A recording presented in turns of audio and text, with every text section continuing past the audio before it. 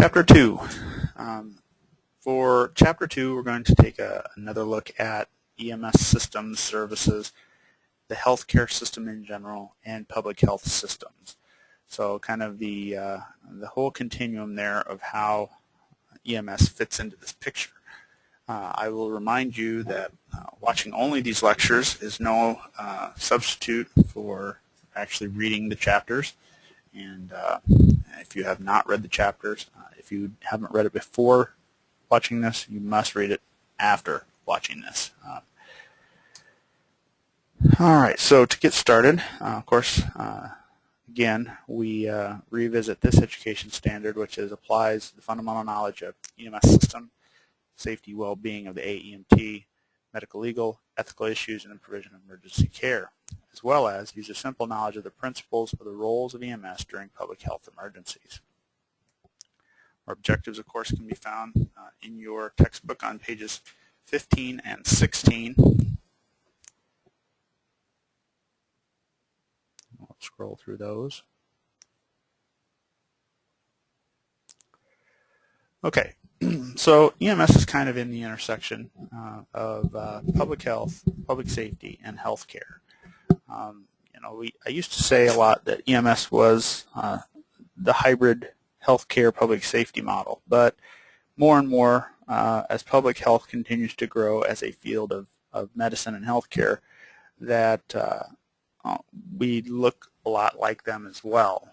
Public health looks more at a global perspective as opposed to a lot of hospitals, which is kind of in their own little world.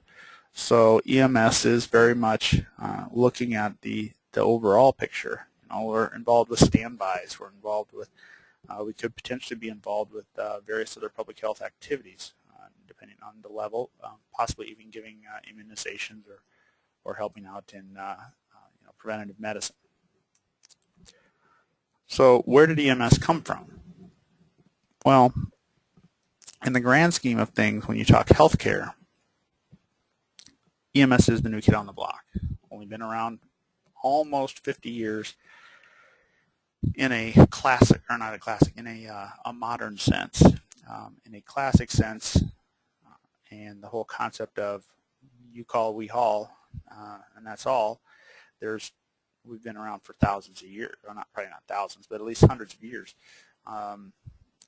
because way back, even in Napoleon's times, we had transport of our injured. So the military has been using ambulances since the Civil War, and in 1736, Bellevue Hospital in New York was the first U.S. hospital that started using ambulances. But it really wasn't until 1966 when there was a very historic document that came out that we refer to as the White Paper. It actually was called the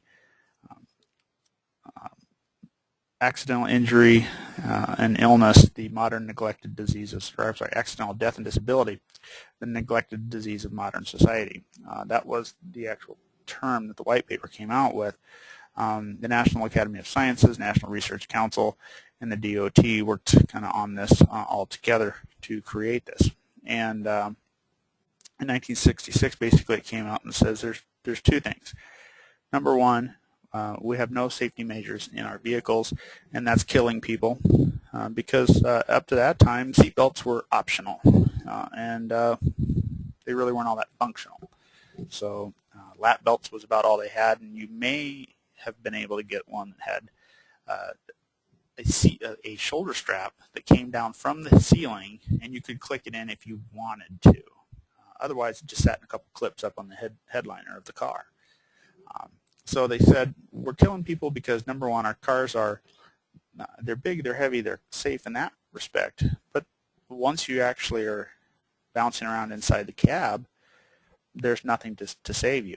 The second part was, we're not doing anything for these injured people once they become injured. So prevention's got to be one thing, and secondly, we got to do something.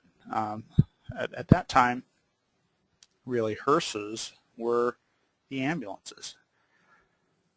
This is a sample of a City Hospital ambulance, which would later become Wishard, in Indianapolis, which was one of the very first hospital-based ambulances. And that was this picture circa the turn of the century, 1900s, but even before then, 1887, they were using them. So we had horse-drawn ambulances back then. In the modern day era, we had hearses. A lot of times the funeral homes were the ones that came out, picked you up, transported you into the hospital. I think you have to stop and think about this for a moment. Yeah, that's great. Somebody's taking me to the hospital. But in the grand scheme of things, there's really not, I'm not aware of any nonprofit nurse or funeral homes. And so if a funeral home makes money off of dead people and you're alive almost dead, is this potentially a conflict of interest? I think so. So, and when the hearses did come out and pick you up and take you in many cases it was simply a ride. Two guys came out, they put you on that pram that they put dead bodies on. They threw you on that, threw you in the back of the hearse. Both guys got up in the front of the hearse and away they went. They took you to the hospital.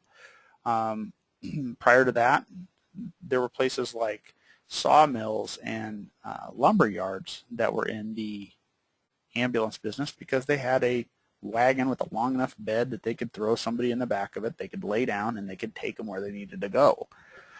So, you know, modern day EMS and healthcare that comes with it is still very, very new.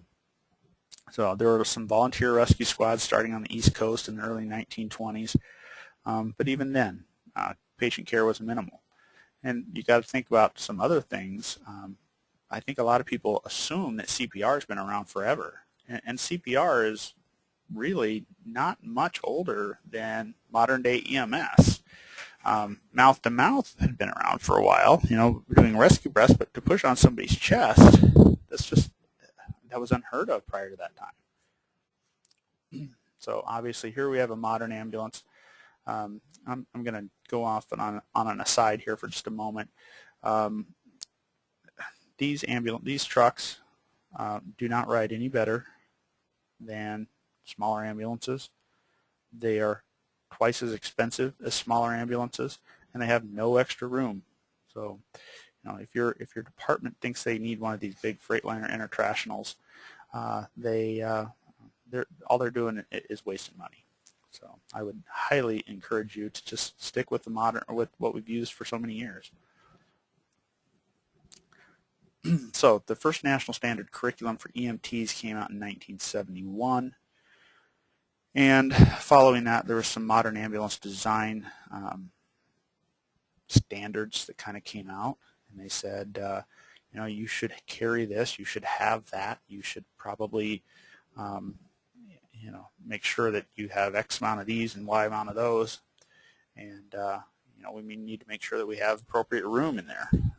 People that were originally the pioneers of modern day EMS, they were using hearses. They were using modified hearses that they had put additional equipment into that would allow them to you know, sit there in the back and deal with the patient. Now, I don't know how many of you have been in the back of a hearse before, but there's not much room. There's really not much room. You definitely can't stand up in it. You've got to crawl in there next to the patient, and probably in many cases sit on the floor. And it's not all that wide either. So you have to respect those guys that did all that in, you know, basically like cramming a patient into a VW bug and trying to transport them. So I never had to run a call in a hearse. I ran some in some pretty stinking small ambulances, but never one in a hearse. So we finally started to build some standards. Prior to the 1970s, you know, the white paper came out and says we got to do it, but there wasn't a lot of guidance to go along with it. So we started to get standards. Of course, we have civilian air medical transports that are used in these days that are stolen from the idea from the Korean and Vietnam Wars. You know, MASH. If you've ever seen an episode of MASH, that was, you know, the modern day beginnings of aeromedical services. So, you know, helicopters are a big deal. We constantly have more and more helicopter services popping up. There's some odd rules that govern helicopters, and we have to fight between the FAA, state rules, and whatnot. And it seems like they're just constantly adding more and more helicopters. And I'm not sure that they're completely necessary that we have more and more helicopters. You consider the cost. We're talking 25 times or more the expense of a ground ambulance transport. And in most cases, helicopters are doing interfacility transports. They're not doing tons and tons and tons of scene flights. So we learned a lot of lessons from the military. We stole a lot from the military. MAST pants, or PASG, those were stolen from the military. And MAST, which we called medical anti-shock trousers, originally was MAST, military anti-shock trousers. Tourniquets. Tourniquets are in, tourniquets are out, tourniquets are in. Tourniquets are in. I think that they're in to stay. But the military started reusing tourniquets, or really started pushing tourniquets, I should say, and found out, you know what? We used to believe that if you put a tourniquet on, you had an hour or two and they would have to chop off your limb. And the military proved that that's not true. So, you have 10 hours, 12 hours before you have to start worrying about having to amputate a limb. So if you just can't get the blood to stop, put the dang tourniquet on, save their life. Yeah, it's going to hurt, but chances are good that there's going to be no lasting effect on this limb. So again, we steal a lot from the military. And when we talk about military medics or corpsmen, corpsmen is what the Navy calls them, coming into the civilian world, there's a lot of talk at national arenas now. How do we integrate all of our military medics or corpsmen into civilian society? And even the military leaders come out and tell us that, you know what, they need additional training. They don't need a whole course, but they do need additional training, simply for the fact that these military medics have us hands down beat in the trauma category. But military medics don't deal with a lot of chest pains and shortnesses of breath and so on and so forth. Yes, they're trained, but they don't deal with it a lot. And since they don't deal with it a lot, they get rusty. And when they get rusty, it's just not something that it's the top of their game. Trauma, heck yeah, they're gonna work circles around most civilian medics, but they don't have the equipment, they don't have the medications and whatnot to deal with most medical emergencies. So that's kind of what we're seeing as they're starting to return, and now courses are kind of starting to come around that are trying to become transitions. So helicopter transport again was in the Korean and the Vietnam Wars, and the military experiences obviously increased our use of tourniquets for hemorrhage control. So we have to really tip our hat to the military, because that's where so much of today's EMS has come from. All right, so some key events in the world of EMS. We had the Federal Highway Safety Act of 1970. This came out and started to really change the way that highways were designed, vehicles were designed. So started talking things about engineering issues. How do we build the better crash rail? How do we make, what's the correct slope for this certain speed, and so on and so forth. Emergency Medical Services Act of 1973 started to create some federal funding for EMS systems. I will tell you that it wasn't much, and it really didn't last terribly long, but it did start to get the ball rolling a little bit. And there is some EMS dollars that are now starting to trickle down again out of the federal government to the state level for the state to implement some programs. In the 1960s, American Heart Association started talking CPR. Again, like I said, CPR barely older than that of EMS. It was really up to probably 15, 20 years ago, people just didn't learn it. And so now it's really taken off, and I know that both Iowa and Nebraska have rules in place about wanting high school graduates to have learned CPR at least once in their life. In 1970, the National Registry of EMTs was formed, and that obviously is a big deal for most of us because that is our uniform standard, our uniform credentialing test that allows us to test, and it's a proven test. There's hundreds of thousands of, well, probably not hundreds of thousands, but knocking on hundreds of thousands of people that take it every year. And so it is a reliable, proven test. In fact, it's so scientific, they could give you a 3-question exam, and it would come out the same result as if they give you the big, long one that you normally take. Problem with this is the general public doesn't understand that, and they would be outraged if we did some little rinky-dink, 5-question quiz and, okay, you're licensed.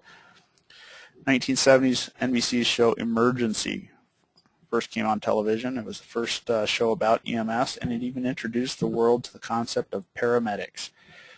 Paramedic was somebody who did more than standard, and really at the time was advanced first aid, and that was obviously a big deal, and it introduced the world to a new. So when you hear talk of Johnny and Roy, Johnny and Roy were the paramedics in the Emergency TV series. The acting was terrible. The medicine was somewhat sound for the time. It's terrible now, but a lot of us, including myself, cut our teeth on it. I had no idea watching that back in the 70s that I would ever end up in this field, but I remember it very vividly. So, 1973, the Emergency Medical Services Act came out and started to establish some of the different components of EMS.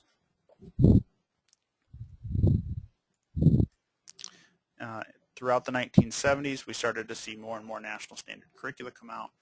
I've mentioned before that national standard curriculum preceded much of our current education standards. The old national standard curriculum was very rigid. It said, if this, do this, teach this, talk about it for 15 minutes, practice it for 5, and then get back to work. Whereas our new education standards have changed that, and they've said, well, talk about the concept and practice as necessary with whatever tools you need, because we need that flexibility. We used to have such a rigid standard that it may have been the standard the year that they published it, but 2 years later the standard really had changed. But because it was published and hadn't been updated, it had to remain, you had to still teach it, you still had to do it. So the ed standards give the flexibility, so as things come and go, such as tourniquets, we have the ability to emphasize or de-emphasize. 1975, the American Medical Association recognizes the paramedic as a health occupation, as they started to recognize that, hey, people outside the hospital can do some of these advanced things. And in 78, the AMA establishes an accreditation of EMT paramedic programs. So they started to go through and grant formal approval to do these things. It wasn't something that people just ran around and did. In 1981, OBRA eliminated specific funding for EMS. That's the Omnibus Budget Reconciliation Act. It eliminated a lot of that funding for EMS from the federal government, and so we kind of went into a starvation mode. EMS for Children came around in 1984. It's a very big program right now, and it looks at the needs of pediatric patients and are we truly serving them. Granted, we don't have a lot of pediatric patients that we deal with, but the EMS for Children program helps us remember to keep those guys in mind and not to just kind of shove them to the back of our minds and not even think about it when it comes to designing ambulances, carrying certain equipment, having certain protocols and training. So, NHTSA publishes a statewide EMS technical assessment program, which allows various government agencies to come out and help you assess how your state is doing. It also has the 15 components of a major EMS system, or it actually replaces the 15 components with a 10-component system. And then in 1990, the Trauma Care Act starts to develop. And so they started to say, you know what, trauma care is still lacking. In 1966, we said it was lacking, and now in the 80s and now early 90s, we know that it's lacking. And so it basically started to say, how do we improve and develop trauma systems? So there, in larger cities, had always been hospitals that were more prepared to handle significant traumas, but there never was a system or a network. So throughout the 1990s and into the 2000s, they started developing these systems. How do we make this work? So this is where a lot of this, we kind of changed. Instead of being going to your local closest hospital with your severe trauma patient, the mindset changed and said, you go to the closest appropriate hospital. So that means if you have to drive by one hospital to get to a higher level trauma facility that can take care of that patient's needs, you do that. It's not about closest hospital anymore. And even in medical emergencies, cardiacs, strokes, whatnot, you go to the closest appropriate hospital. There are hospitals that don't deliver babies anymore. So when we have a pregnant woman that is getting ready to deliver, if we've got the time and the ability to bypass and go 5 or 10 or 15 minutes down the road to get her to somewhere that can handle her needs, we do that. I mean, worst case scenario, she's crowning, we may want to stop because they're still going to have a backup plan in case this happens. But if we at all can avoid stopping at a facility that doesn't have what we need, we do that. 1993, the National EMS Practice and Education Blueprint started to become developed, and it's really a document that we're still working on today, which is some 20 years later.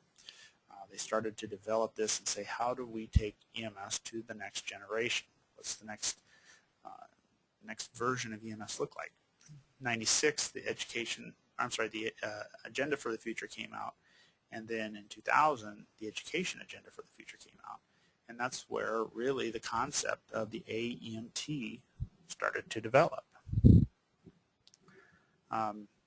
2006, there was another large document. It was almost like the second white paper that came out. The Institute of Medicine came out with the EMS at the Crossroads document. And there's a panel that stopped and looked at EMS and says, is it working? How do we evolve it? How does it become part of healthcare? How do we get them involved with public health? And how are we going to fund it? How do we invest in it and make it so it is a priority? I also said we have to have professional education for EMS. For the longest time, and right now it's at the paramedic level and eventually will work its way down to the AEMT and then the EMT levels, is for the longest time we were the only allied health professional or profession that didn't require our people to come from an accredited program or a program that's been proven to be a top performer. 2007, the National Scope of Practice model rolled out, and in 2009, the education standards rolled out. So those documents that came out starting in '93 really started the ball rolling to today's modern look of EMS. There are still places that are fighting these things, and they're 20 years old, and they don't believe that EMS should have to have training. They don't believe EMS should have to take a test. They don't believe EMS should have a license. We should just be able to show up and do it. Well, again, it's going back to our roots.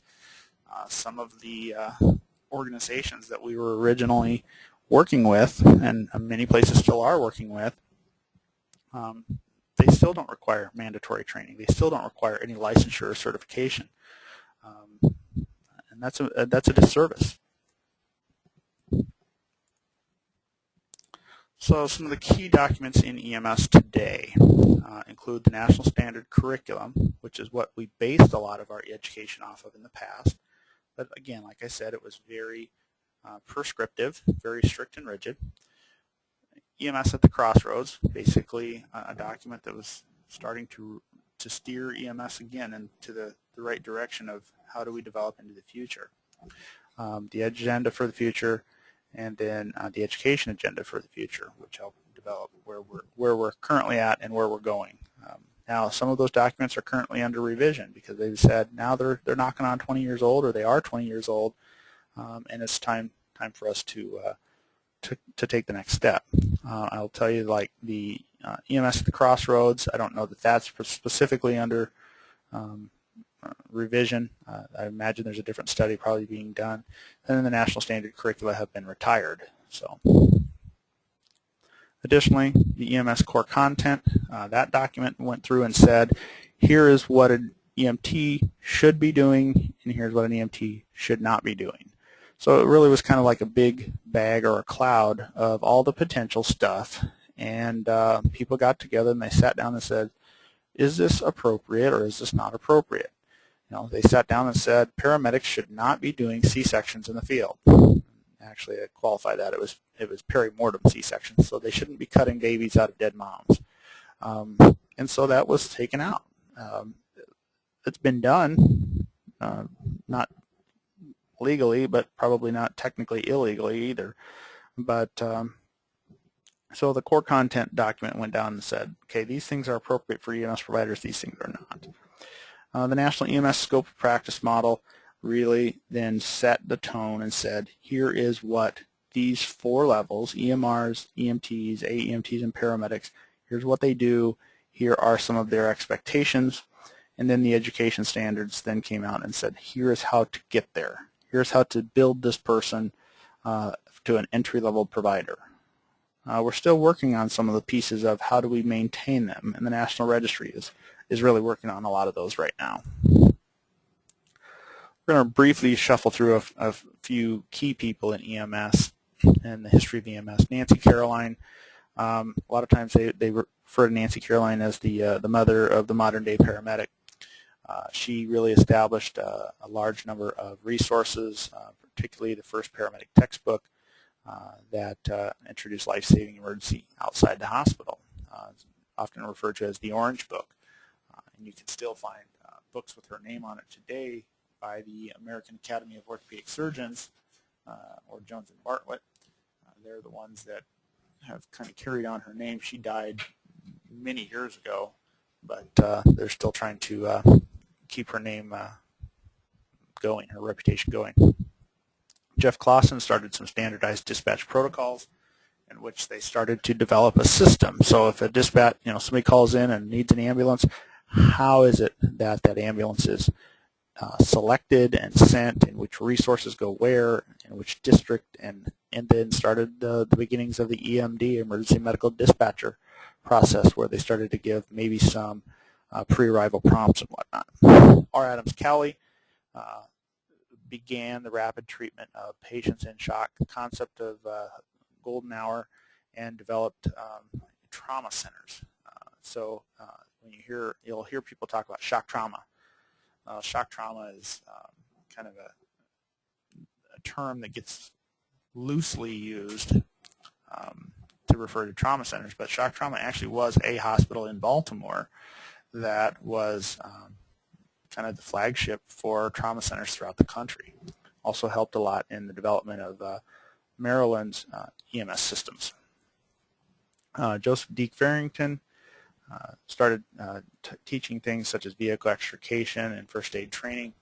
And I'll be honest with you, in the EMT curriculum, EMT ambulance curriculum, which came about in the late 70s, there was a lot more extrication involved with EMS training.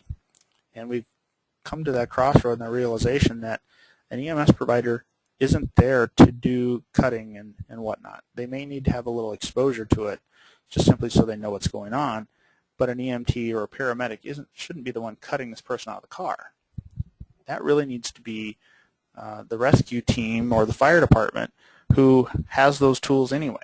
When in reality, we don't have room on ambulances for vehicle extrication stuff. We're medical professionals there to take care of patients. Norman McSwain. Norman McSwain actually developed the course that's called Pre-Hospital Trauma Life Support.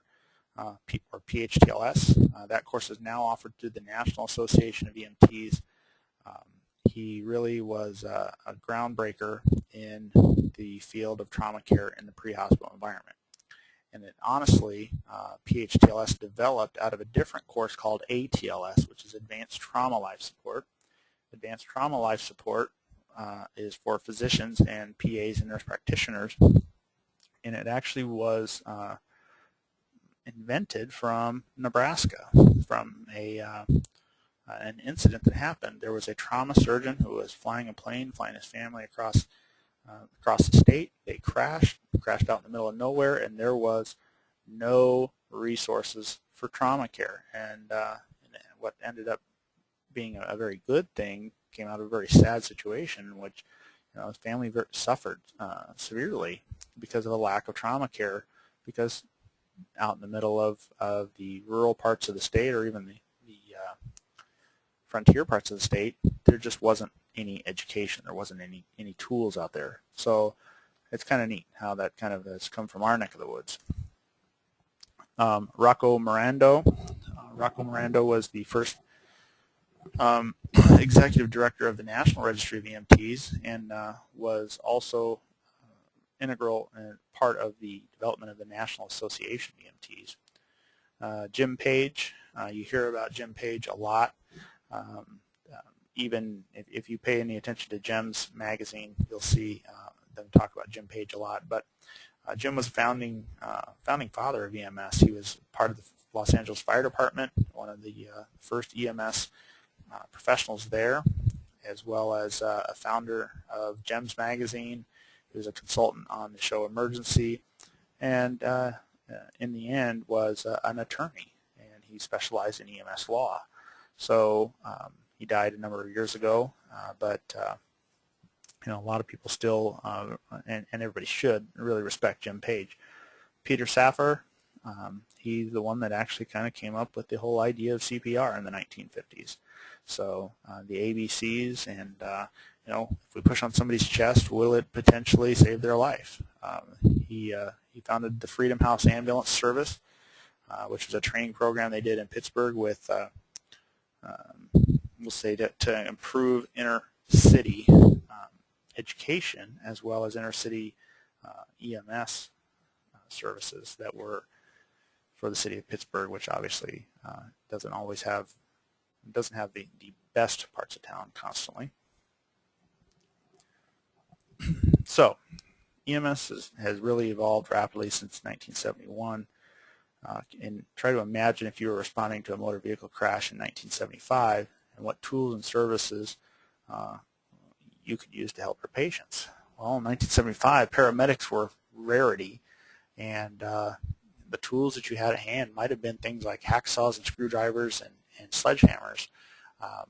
You might have been lucky enough to have a porta-power, which was a non-electric or non-hydraulic, we'll say automatic hydraulic system used to open doors and spring roads and whatnot.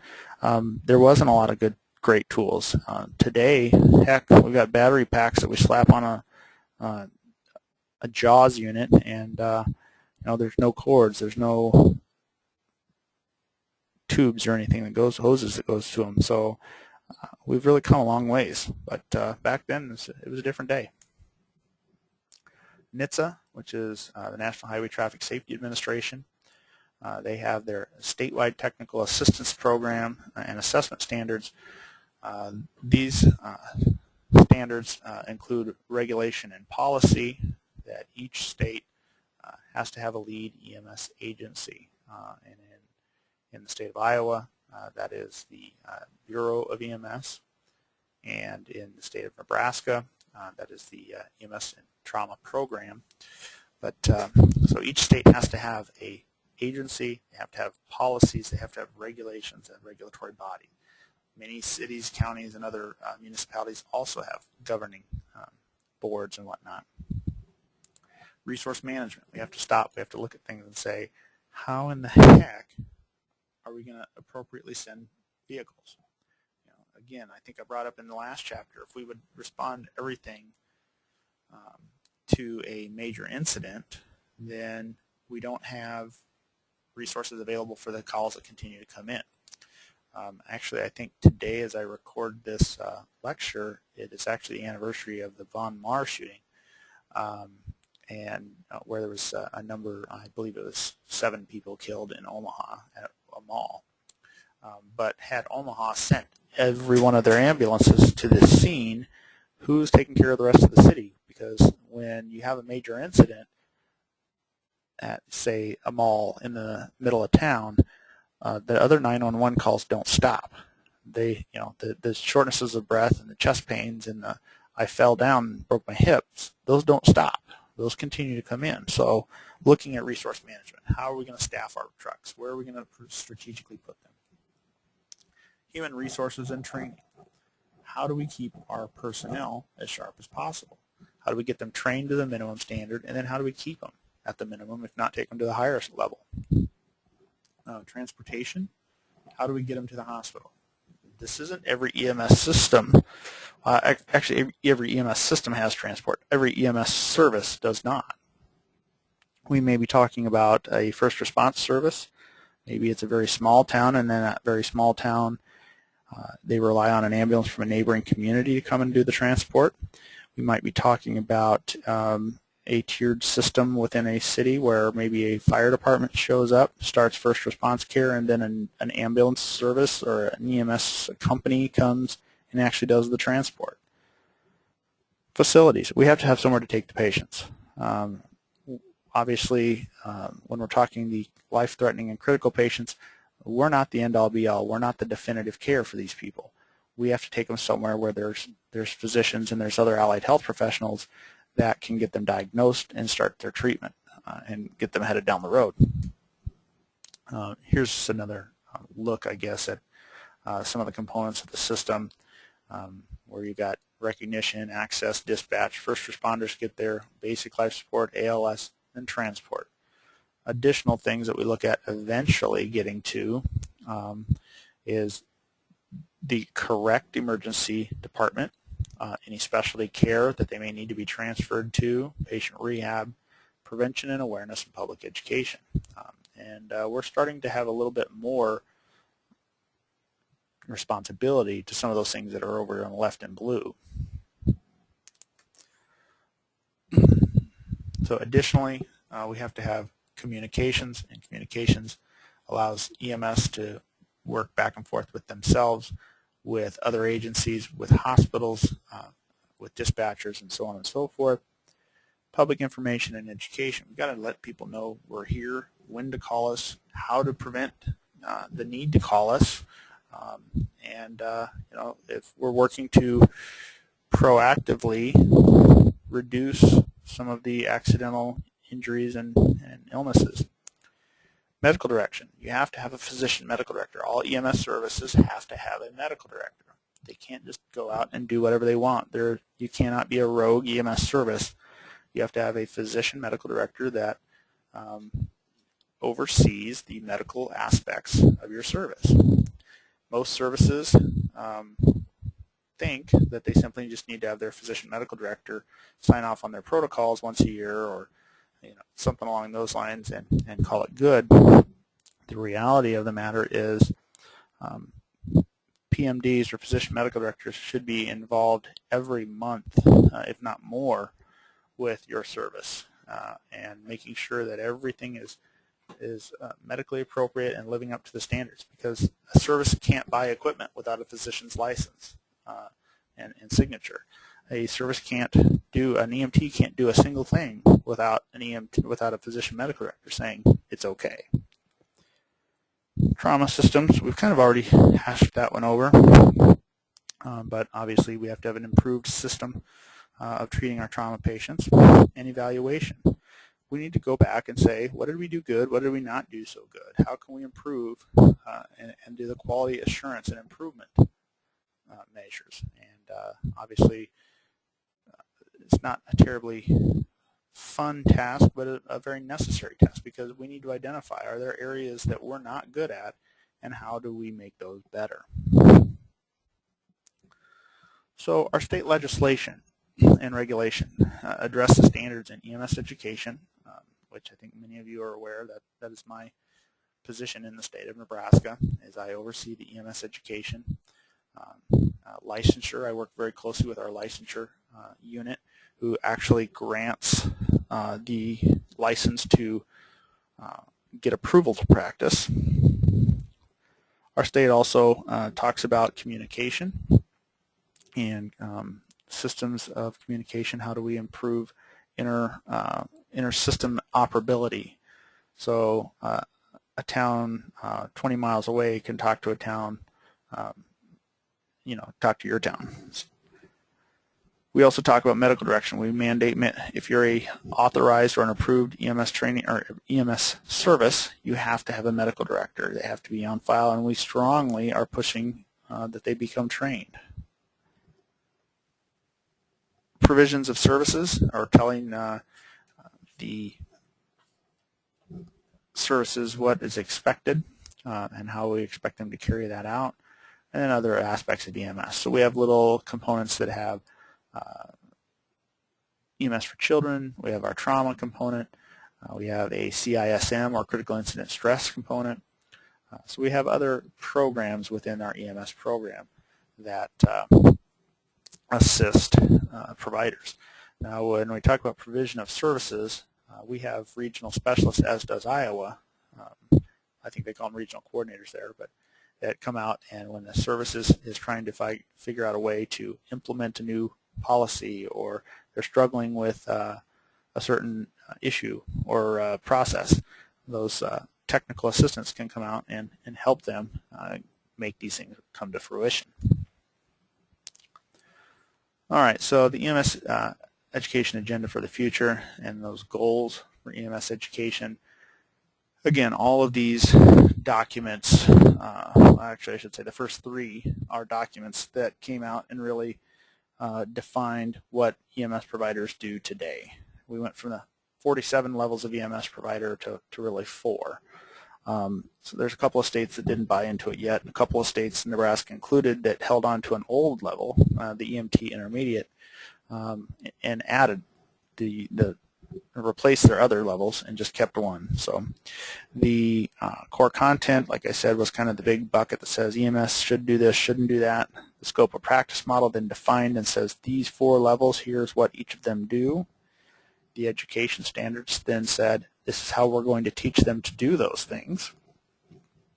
National EMS program accreditation, and currently that's at the paramedic level. There's a body called the AEMSP, and the COA is the one responsible for giving a blessing to paramedic programs to continue to operate and continue to offer paramedic. The big thing about COA is it helps to ensure a high level of performance, and it's not an easy thing to get. So a lot of there have been, particularly since it went into effect, I mean it became mandated actually January 1st of 2013. So since it come into effect, they've been a terribly busy organization trying to get a lot of services, a lot of EMS education agencies or programs accredited so they can continue to operate. And then a national EMS certification they recommended, and the National Registry is kind of taking up the lead on that. Now, certification does not mean licensure. We'll talk about that probably a little more in medical legal. Certification does not mean licensure, so certification is you have a document that says you are minimally competent, and that's what the National Registry does. Is it says here these people are minimally competent and should be eligible for licensure, and that's what it is. Then it is up to the state to grant licensure, which is the official permission to operate, and then it is up to the service and the physician medical director to actually bless the person and give them the ability to go out and operate. EMS systems operate in all kinds of different settings, fire-based, or as I like to refer to them as EMS-based fire. When you're 80% EMS, EMS should be the lead agency there. fire-based systems, hospital-based systems. Hospital-based is pretty popular in the state of Iowa. It's not nearly as popular over in Nebraska.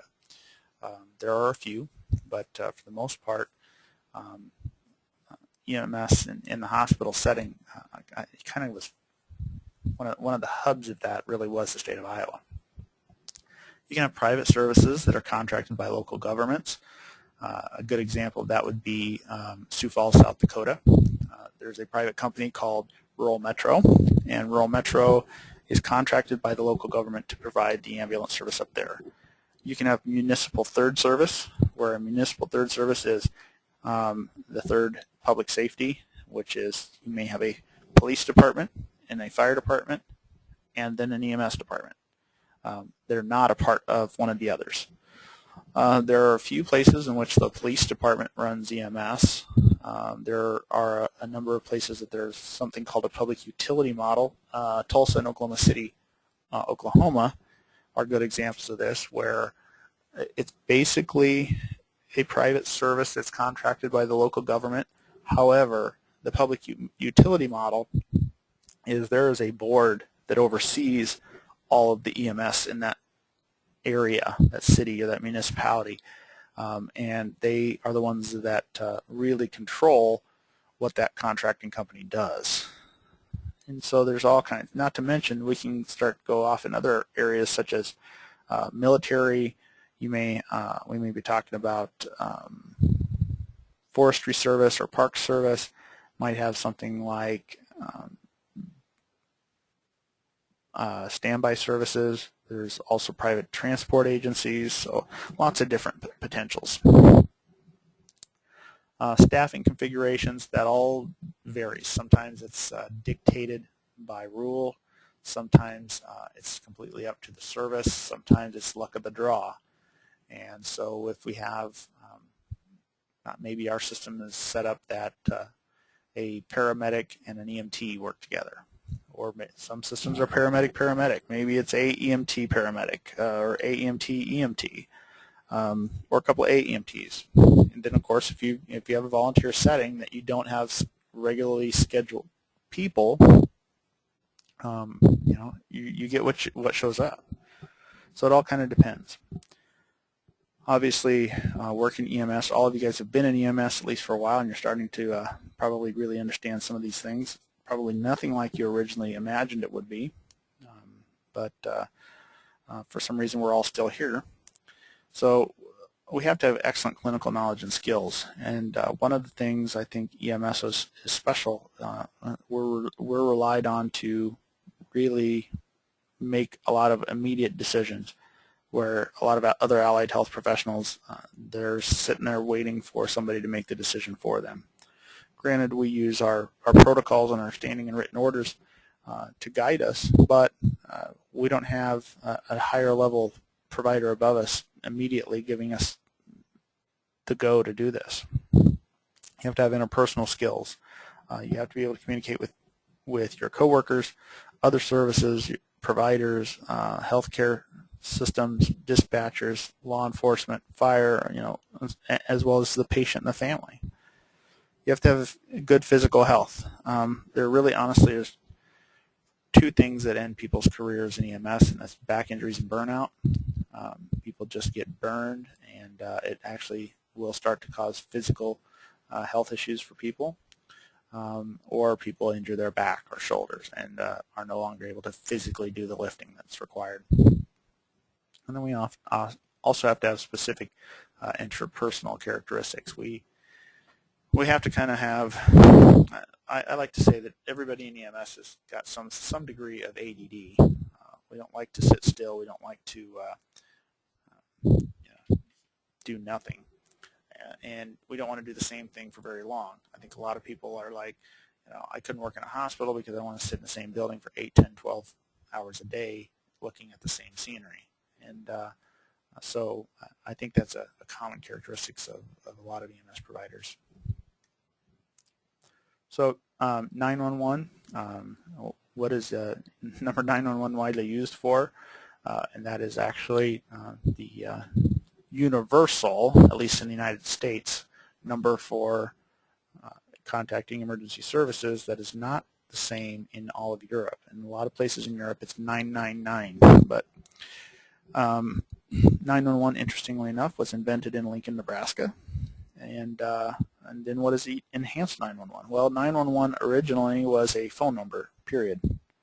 Enhanced 911 was like caller ID on steroids. So it popped up who was calling from what house, what was the address, and you could include, a couple of other minor details about that.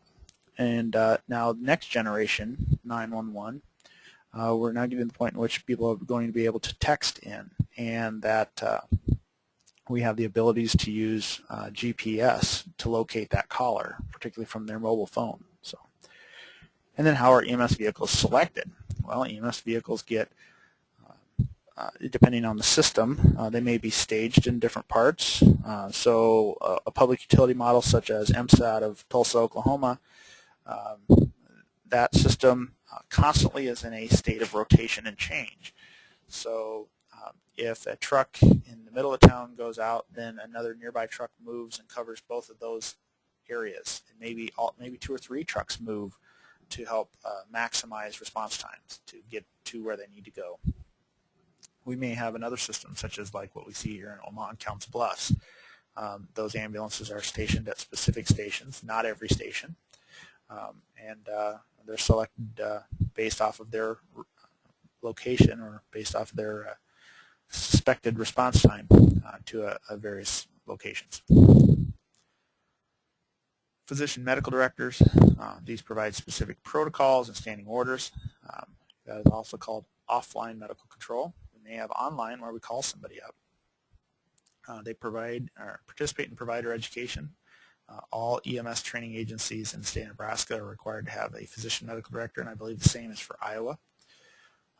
They oversee the continuous quality assurance process. So that's one of the jobs that the EMS medical director is supposed to perform, and he may delegate some of that to persons within the local system to oversee the process of quality assurance and reviewing calls. And they really honestly supervise the care of providers. So some benchmark items we look at in EMS systems. So when we do some comparison, when we collect data, we might look at things such as response times. How long does it take them to get out the door to the scene? How long are they on the scene? How long does it take them to transport? How long are they out of service? Are they compliant with their protocols? Do they complete the required paperwork within an acceptable manner and time limit? And other things such as patient satisfaction. A lot of times when we look at these benchmarks, we get services and providers who only do it if they're absolutely mandated to do it, and that's the wrong approach to it.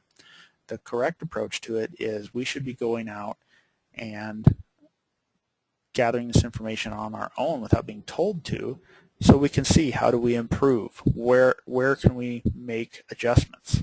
So patient satisfaction is huge. I don't know why more services don't put together a little postcard that assesses the patient satisfaction. That just blows my mind that people would not want to know, hey, how do you think we did? CQI, continuous quality improvement, or you may also hear this as quality assurance, looks at various benchmarks. So how long did it take us to get out the door? How long did we sit on scene with this trauma patient? It talks about systems of how are we going to measure them? What are we going to really look at when we are assessing these? And then what are the acceptable levels of performance? 70% of the time we want to have an on-scene time of no less than or no more than 10 minutes, 20 minutes on a medical, what have you. How do we address these deficiencies? So where is it that we're going wrong? Maybe they find out we're sitting on scene for way too long, and it's because we won't even transport until we get a second set of vitals. Well, that's not necessary. You can get a second set of vitals on the road. Maybe it's the whole process of assessment is just taking way too long. So they look at ways to make it more efficient. And then also when to reassess interventions to improve efficiency. So we might say, well, we did this assessment now. Here's what we came up with. Here's our suggested changes in the system. And we're going to revisit this in 6 months to see if our data has changed. All right, so you're restocking your unit when you discover that your supply locker is out of critical supply. You report that outage to your shift supervisor and instructs you to pick up the supplies at the hospital to fill your required supply. And how can this supply outage be prevented in the future? Simple little question, simple little concept here. Is there a way that we could do this? I think it's very simple. I think you set a minimum expectation that there will be. So say we'll say C-collars.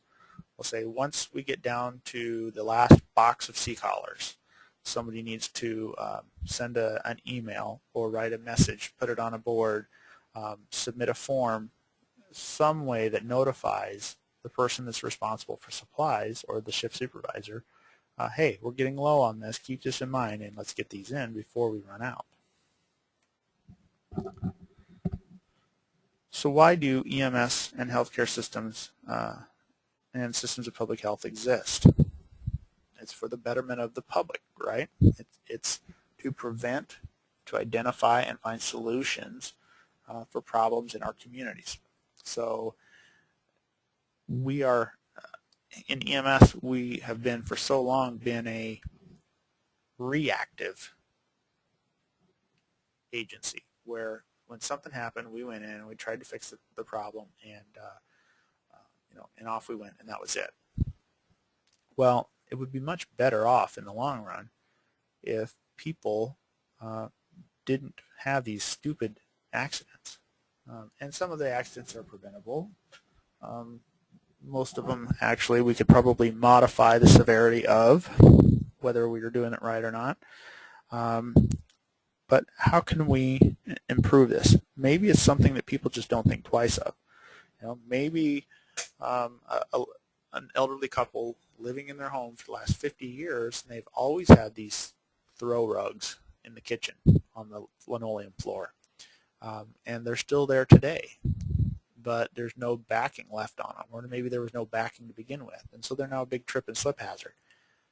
We can get in there and we can say, hey, did you ever consider this? Because a lot of times people are just like, well, it's always been that way. Why? I didn't even think twice about it. So why do who do EMS providers interact with? We interact with everybody.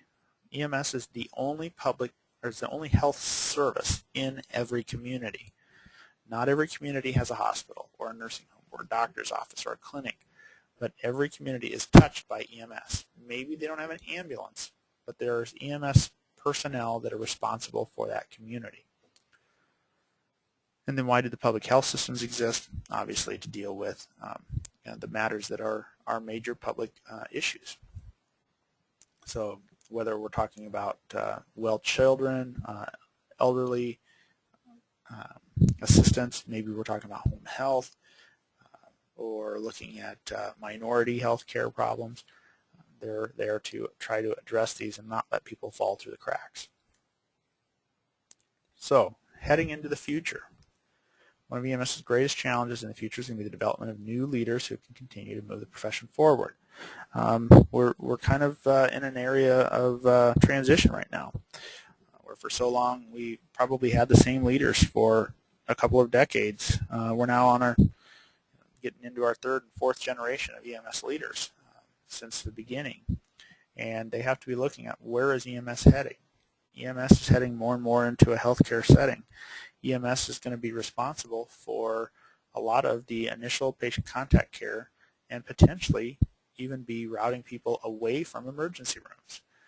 The future is looking like, how do we keep people out of hospitals? Because they don't need to be in hospitals. A lot of times it's, hey, you needed to go see your doctor. Well, for the first 50 years of EMS, or almost 50 years of EMS, it was, well, ambulances took people to hospitals, to the ER, period. We didn't go elsewhere. Well, we're not doing anybody any justice. I'll give you a good example of one that you may run into in your practice. Diabetic emergency. You show up, the patient's unresponsive. They have a blood sugar of 20. So as an AEMT, you can give a drug called dextrose 50%. You start an IV on your patient. You give them an amp, or what we refer to as an amp. It's a syringe of dextrose 50%, which is essentially sterile sugar water, and the patient wakes up. And just in a couple of minutes' time, they're up, they're alert, they're looking at you, they're talking to you, they can hold a great conversation. It's actually pretty amazing. But and now the patient's like, oh, I don't want to go to the emergency room. Well, do they really need to go to the emergency room? In many cases, they don't. Maybe you'll get this story. Well, I got up, I took my insulin, I decided I was going to go brush my teeth quick before I had breakfast. Or while I was waiting on the coffee to finish up to have with breakfast, I was going to go do this quick task.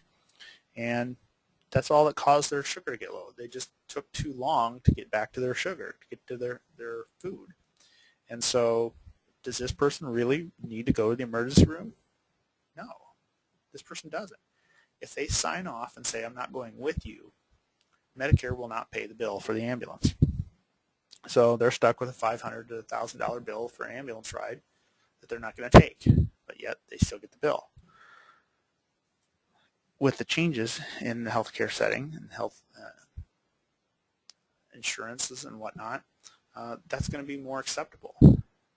Or maybe we show up and the patient's complaining of just not feeling well. They're maybe feeling a little bit more tired, and come to find out they've added a few pounds of weight over the last couple of days and some fluid, and their ankles are really swollen. But they're not short of breath. They're not in any acute emergency. In the old days, we had to haul them to the ER. But maybe in the next generation, we call their doctor's office and we make them an appointment. We get them in to see their doctor. We don't even transport them. We get them in to see their doctor. Their doctor adjusts their medications. They never even have to go to the hospital. So that's some of the thought and some of the concepts. But we have to have people that are forward-thinking like that. And there have been a number of leaders in EMS that have been very regressive. They've been stuck in that. We have hundreds of years of tradition uninterrupted by progress. So, and we have to get, those people have to go. We have to have the forward thinkers. Anybody who's passionate and knowledgeable about a cause can make a difference.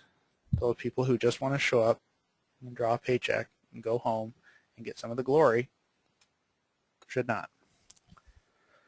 So EMS must continue to develop. It's important that we continue to develop leaders in the field who understand the issues and are committed to growth and development.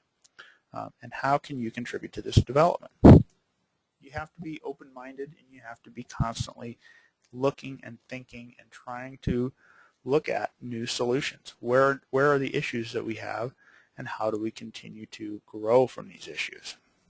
So, and you support the leaders and the people that aren't progressive and have fresh ideas. You don't elect them back into office. If they're up for election for a rescue chief or rescue captain or whatever you call it, but yet they don't want to do a single thing to make things better, they're not the one that should be the leader.